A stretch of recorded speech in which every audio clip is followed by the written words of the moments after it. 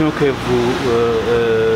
vous dirigez a organisé un atelier sur le plaidoyer et la gestion financière des organisations de la société civile.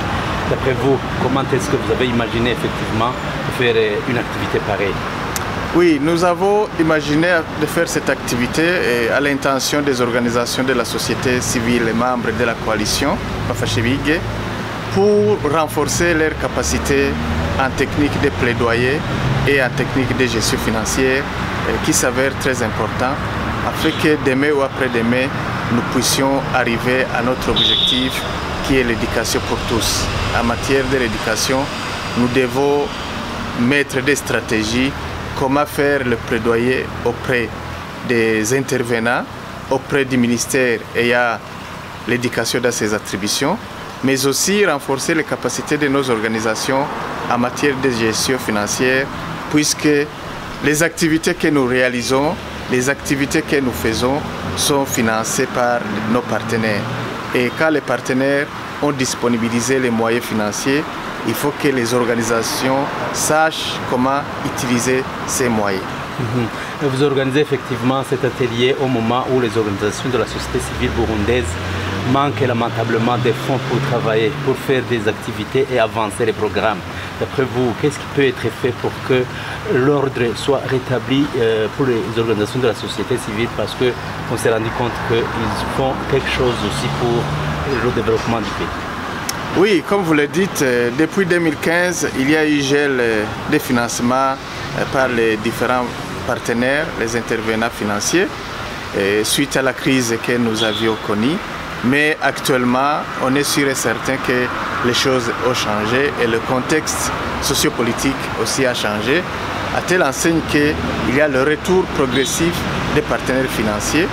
Et nous osons croire que demain ou après-demain, nos partenaires traditionnels vont continuer à appuyer les organisations de la société civile.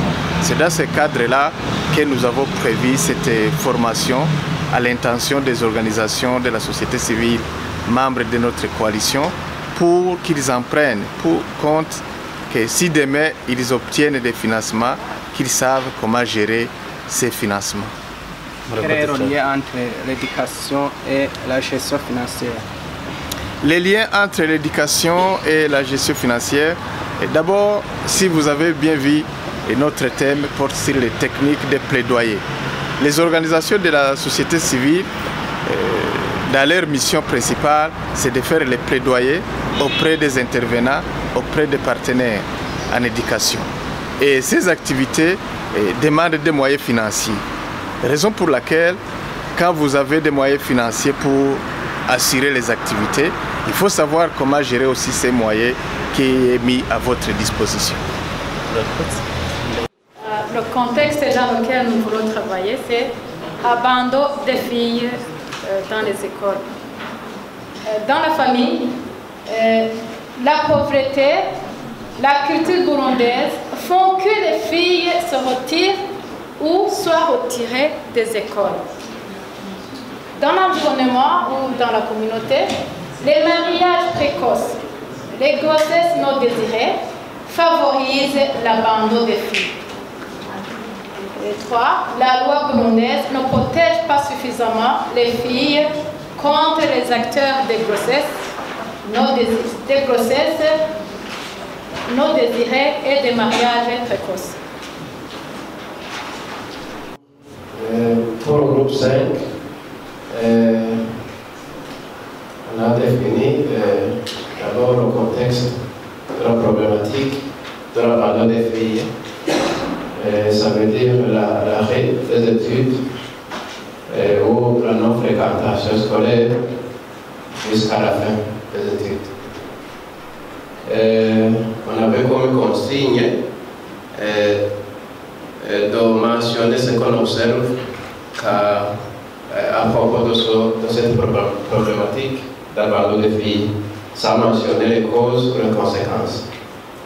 Donc ce qu'on observe, c'est que d'abord au niveau micro, à la maison, et à la présence des filles à la maison, alors que les filles devraient être à l'école avec causes et conséquences que ça peut générer. Deuxièmement, on observe la diminution des effectifs des filles au fur et à mesure qu'on avance de classe ou de cycle. Et ça a aussi des impacts. Et ça, c'est au niveau macro.